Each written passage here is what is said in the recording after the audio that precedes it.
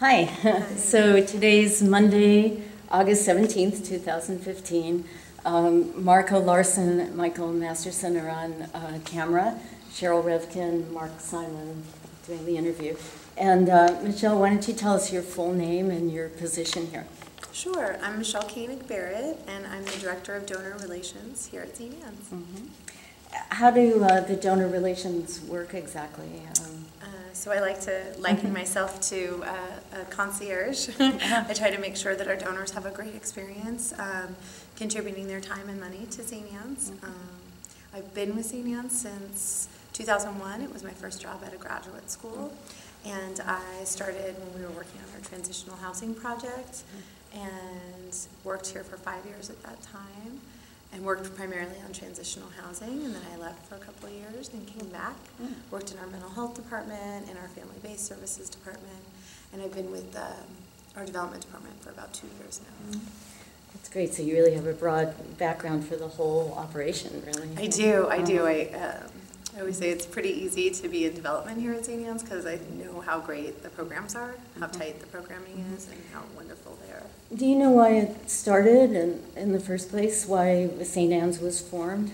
So we were looking. St. Anne's was originally created in 1908 by the Archdiocese of Los Angeles.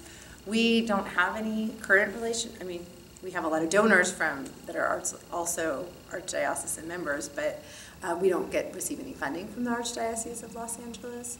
And we weren't originally in this location. We moved to this location here in 1938.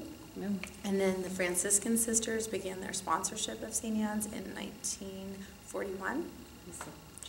Keep track of my facts straight. So in 1938, do you know why they've moved to this campus? I don't know why they moved to this campus. We have 6 acres here at 155 North Occidental, which is right in the Rampart area, or the Rampart Village. Folks meet here regularly.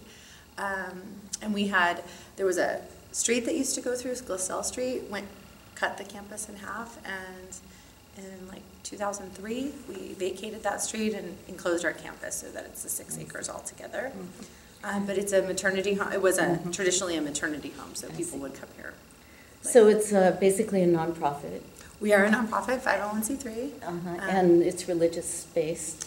It's based in the Franciscan values, so anyone who follows Catholicism today knows Pope Francis is a good example of Franciscan values are very broad and really focus on the integrity and dignity of the person you're serving, and the Franciscan sisters are no different. We have a regular secular board that oversees and governs St. Anne's.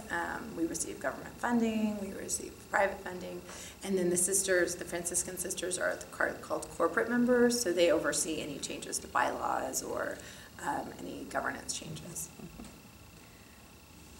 So the Pope now actually he named himself Pope Francis. Right. For the same reason, right? Exactly. Because he wanted to serve very people, low income. Right? The Franciscan sisters always say their focus is really on just meeting the needs of the clients wherever they're at and whatever that looks like, and that fits pretty well with the way St. Anne's provides services today. So it's definitely a nonprofit then. We are a nonprofit. Yeah. And how do you choose your secular board then? Do people volunteer? Yeah, people volunteer. We get referrals from folks, people that are interested in St. Anne's, people that we have a wide breadth of services I think we're going to talk about. Yeah. So there's a lot of different things that bring people to the table at St. Anne's. We have a lot of donors, some board members who or one board member who was a former teenage mom. We have one lady that's in our guild who was adopted here back in the 50s and 60s. We have some folks that came here and had their babies here. So we have a lot of different folks that come to St. Anne's for different reasons. I see. Yeah. Well, why don't you tell me about the programs? I guess they probably evolved since the late 30s and kind of grew into other programs. But, yeah. why don't you maybe kind of trace I guess it starts with unwed mothers. Yeah, and, I get it. That's a great place to start. Right. And are they usually Catholic or Franciscan? No, not anymore. I don't know the population that they were serving back in the 30s, if those folks were mostly Catholic. They were definitely women, or young women who were getting pregnant and were looking to have their babies and put them up for adoption almost exclusively at that time. And so girls would come here, and I think they used to say they would go to their aunts, and people would go off, and then they'd come back and go back to high school. And so there was a hospital here on site. I think it was called St. Vincent's, I think. That was here on site, and they would just have their babies here, and then they would go home, and people would adopt babies through Holy Family. Starting in the 1940s-ish. Holy Family is... Holy Family. It was an adoption agency. I think they might still be around. But then as time changed, so what that service was here, they would come, the sisters lived here. It was much smaller, but on this same campus. And they would spend their days knitting and cooking and cleaning and doing all the things you do while you're waiting to have a baby, and then have their babies and go home. And they wouldn't pay anything? No. So the person, the Franciscan sisters, I guess, basically raised the money to begin with, and I would assume they support must the have done girls. some fundraising. I don't know how they paid for their services at that time, but I believe it was girls could come. I think they could have less than 20 girls at any given time. And now are girls able to live here for free? Yes, so I'll take you. So as times changed, as sort of social norms were changing, in like the 1970s-ish, 80s, about 90% of the maternity homes in the United States went out of business because there wasn't such a need for that anymore. And so St. Anne's, the Franciscan sisters inspired, changed the types of services we were providing so that we could meet the needs of the new clientele that were needing services like ours. So we primarily now serve girls who are under the care of the Department of Children and Family Services or in probation. So most people consider that foster care, kids who are in foster care who become pregnant. You get referrals. We get referrals from we say DCFS, the Department of Children and Family Services, and probation. Occasionally we'll have girls that are not pregnant or parenting, who are under 18 that are just having a difficult time in placements, trying to find a placement that is suitable for them. St. Anne's is our group home, is our residential treatment is what we call it, is what's called a level 12, and that's out of 14. So it's a pretty significant issues in terms of I often say that a lot of times the girls that are coming to St. Anne's, becoming pregnant is not the worst thing that's happened to them. A lot of trauma, a lot of sexual and physical abuse in their past, sometimes substance abuse, but primarily sexual and physical trauma, and then becoming pregnant, just as a teenager, just adds on to that. So we get referrals from DCFS and probation. We have an occupancy of 32 teenagers and 18 babies. So we can kind of piece that together. We have a number of pregnant girls at any given time, and then sometimes some non-pregnant, non-parenting under the age of 18. And how long could someone stay here? As long as their placement allows. There's a real push to get girls reunited with their families as soon as practically possible. So St. Anne's also provides community services. What we were seeing in the 90s, early 2000s, was a couple of things were happening. As we were seeing that girls were turning 18 and moving back home with their folks, who they originally were removed from, and they're moving back there with their very small children at this point. And that's not always the safest environment when the families haven't been receiving services. So at that point, there was also a lot of growing statistics about how many children exiting foster care ended up homeless within 3 to 5 years. I mean, the statistics are pretty staggering. I think they were right around 50%. So St. Anne's had embarked on a capital campaign to build a transitional housing facility. So that's for girls 18 to 24 who are parenting, And there's also a child care center, what early childhood education we now all call it, for kids 0 to 5. And it's on site here, and that was a nice place for us to be able to offer some ongoing services for girls who were turning 18 and didn't have anywhere to go. At that same time, we also were seeing that because of the trauma that girls were coming in to St. Anne's with, they didn't just need parenting support, they needed a lot of mental health services.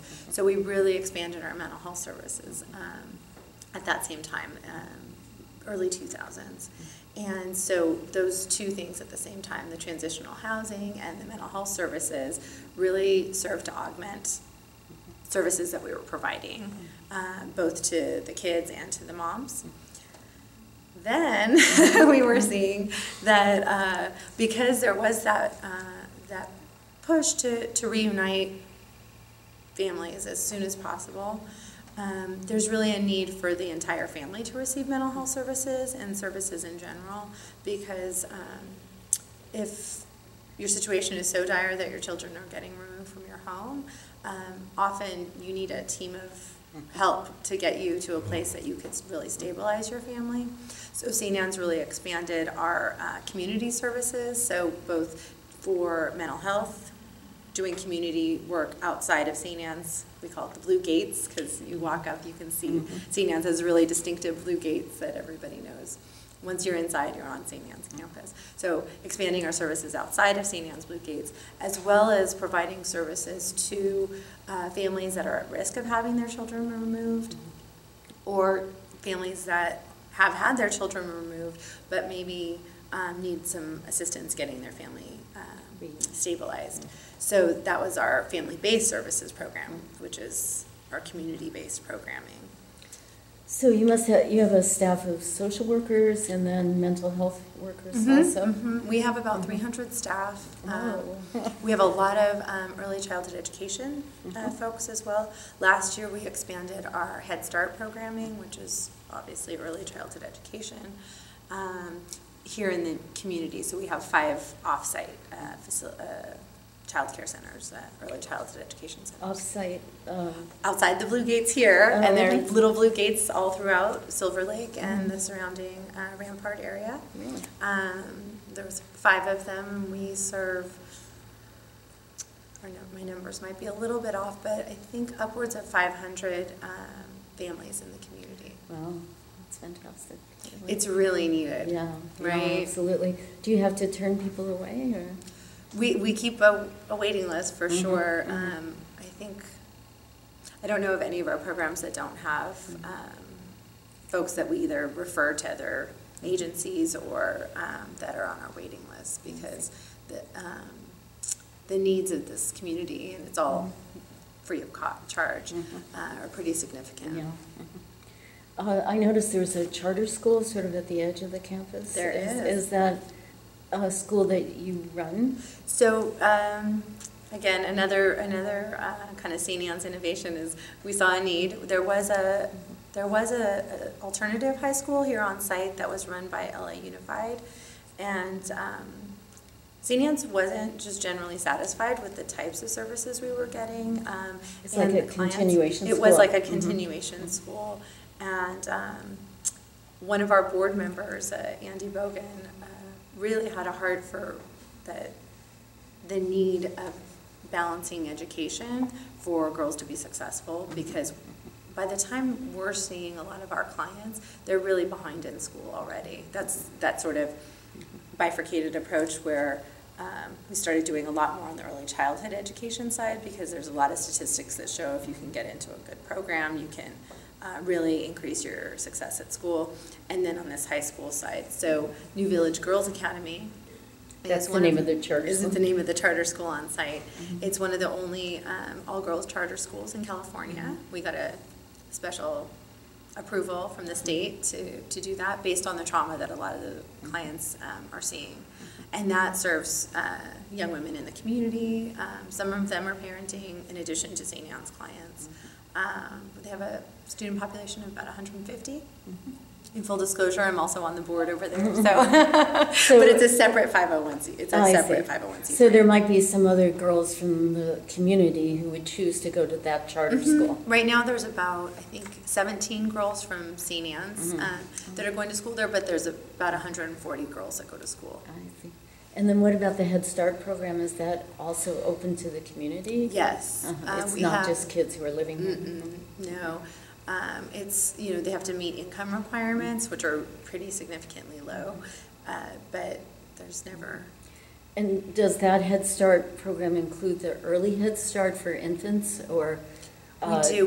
We have early Head Start here on campus, which is almost always filled with clients just from our campus, because that 0 to 2 population is it's really hard to find good quality child care for them.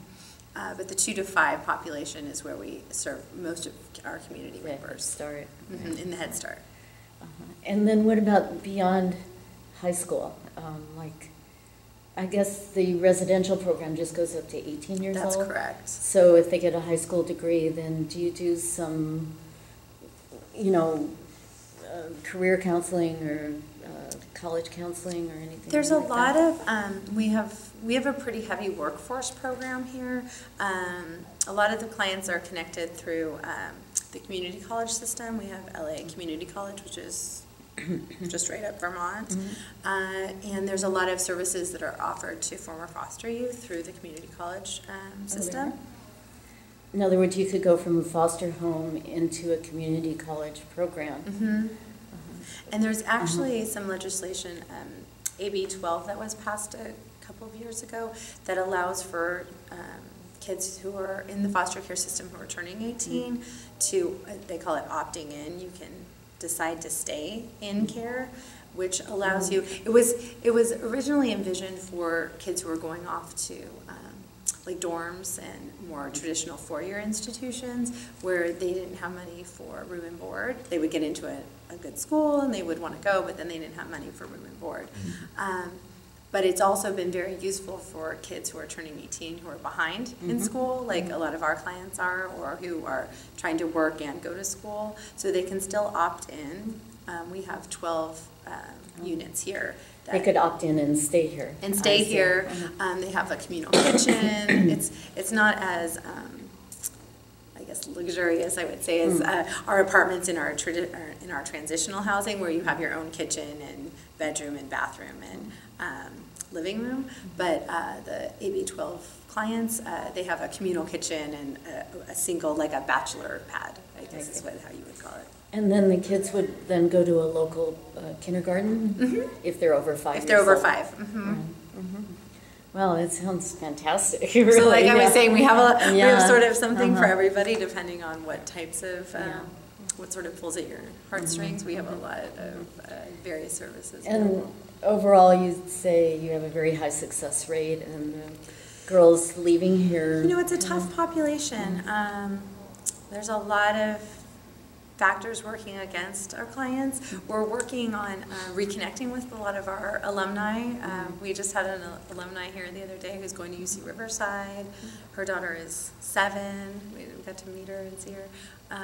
So I think based on the services they're receiving here, folks are definitely doing better than they would without them. And I think with the more services we add on in terms of helping work with the entire family, the better we've been seeing the long-term results. And, well, there were 2 questions. One, I think Claire mentioned that there's housing for 13 to 18-year-olds. So that's the residential treatment that I'm talking about. So a 13-year-old would be in middle school. Right. But you don't provide middle school here? Well, not on site, but we would transport. So not all of our clients, like I said, we have 32 units available for our residential treatment, but only 17 go to school on site here. So based on their needs, we transport to various other schools. I think our average age of client in our residential treatment is 15. And then do you have any requirements like parenting classes or We have a lot of requirements. We keep people pretty busy. So there are rules. So it's like, yeah, yes, there are rules for sure. A lot of times it's challenging for folks that are raised in more traditional households because your parents say do this and you do this or there's a consequence. And what we've found over time is that a real treatment approach to services works best for our clients because they've seen so many traumatic events, and the amount of violence that they've grown up with is challenging, and oftentimes they've moved from foster home to foster home by the time they get to us. So we really keep things focused on safety and bigger picture reward. So for instance, when clients who are in our residential treatment, we pay to go to school. It's your job. I get paid to come to work. It's your job to go to school. They get paid per day to go to school. And we saw that helped a lot rather than us. I mean, and then if they're just choose not to go to school for some reason, then we provide them with a lot of support, which is your therapist is going to come and hang out with you, and you're going to be talking about why you're not in school. And we have a team. We have a real team treatment approach. So every person who works with a client meets on a pretty regular basis to discuss how they're doing and why they're doing it and what we're working on and how we're working. I liken it a lot of times to if you're co-parenting with someone, it really helps to be all on the same page about what you're working on and how you're doing it so that there's not splitting and that we can really help the client have the best success.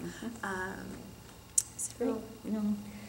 I noticed on the website that you've acknowledged the problem that there's very little low-income housing in LA. That's kind of critical. And now you're building something called Beverly Taras. We are. We're really excited tell about us it. about that. Is that in this area? It is. It's about 2 blocks up on Commonwealth in Beverly.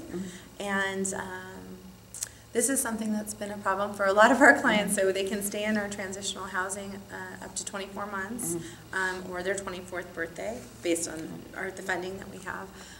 So whichever comes first, right? So, but after 2 years, oftentimes, in order to pay for rent, I mean, a lot of times they're not in jobs that are affording them market rate housing, especially as downtown is in Silver Lake and so many places are getting gentrified. It's getting expensive to live in what was formerly really affordable areas. So St. Anne's embarked on this project with a community of friends. They're the developer. They're a nonprofit developer. A community of friends? A community of friends. They're also called ACOF is their and acronym. Don't they also work with gateways? Or maybe you don't. Yeah. I'm not totally sure. They do a lot of affordable housing projects here in Los Angeles. So you kind of partner. We partnered with them.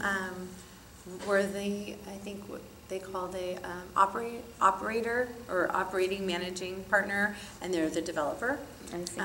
But it's very close to here at St. Anne's. We have what's called project-based Section 8, which is like the best Section 8 to get because that means the entire building is low income, available to folks coming in. They don't have to go through the process of, as long as they qualify, or they can move in. But it'll be, fair market housing available to families in the community. And there's no, no one there who kind of oversees their behavior or anything like that? Or? So that'll be interesting to see how, this is a new venture for us. So there will be a property manager on site, and we will be providing services. There'll be an early childhood education center there on site for, I want to say somewhere around 50 kids. But we'll see what that looks like. This is a sort of a new venture for us in terms of how many services we can provide on site and make sure that people avail themselves of it. Oh, great. Okay, well, I guess I was really heartened to see that you showed up at the Chamber of Commerce mixer. I mean, does that mean that you're interested in kind of spreading the word about St. Anne's, or you would like the community to help support you? Or we were really interested. One of our board members, Occidental Studios, Craig Darian is really involved with the Hollywood Chamber of Commerce, and Claire, our director of communications, looked up the Silver Lake one, and we wanted to get involved because a lot of times, as I mentioned, the Blue Gates, we come to work and we stay here on site. We have some lovely facilities here on site. We're in the chapel right now, but we also have a foundation room that can accommodate up to 350 people seated. We have classroom space. We have a lot of breakout space. What's breakout space? Like for meetings. So a lot of times the Department of Mental Health has a lot of meetings here. I said the Rampart Village does their meetings here. So we have a lot of meeting space. We wanted people to know about us. Oftentimes people say St. Anne's is the best kept secret in LA, and we would like for that not to be the case anymore. Well, it definitely caught my eye at the chamber, and then I did a little exploration and just saw this gem. I mean, really. It really is It's cool. great. So we... And the chamber was such a gem for us. We got to meet some really interesting folks doing some really innovative work here in the community, which we didn't know about either. Yeah, great. Well, thank you so much. Is there anything else you'd like to tell us, or did we pretty much cover? Will our website information, www.stannes.org, all one word, STANNES.org. Great. Thank you very much. Anybody have We can do a little tour of the shows. Yeah, maybe I would love to, yeah. Thank you so much. We're going to go into one of our transitional housing apartments, and this is a typical one-bedroom. See, come on. And they've got it set up for someone new moving in. We try to give them a starter set of silverware, and all of them come with refrigerators and microwaves. They leave, but all the supplies you see out, they get to take with them. Furniture stays. This is a living room, bedroom. And how do you charge for this? What is the? Oh, it's 30% of their income. So we save that for them at the end, and they get that back as a little parting gift. Okay. Bed, bathroom with a tub. Very nice. Most of them have little guys, so you need tubs. And their requirements are that they have to be full-time working, going to school. We have workforce classes on site and internships available. A lot of times we try and get them to do a 200-hour internship at least once, maybe twice, to get them ready for real full-time employment. Got it. But this is what they And are. how long does one of your clients usually stay in this situation? They can stay up to 24 months or their 24th birthday. Our average length of stay is about 15 months. Okay. We do have a lot of rules here, so sometimes the lure of no rules prevails. Good, I see. But then once we get our new permanent affordable housing, then they'll be able to transition to there, and then that won't have any maximum stay. Great, thanks. Thanks.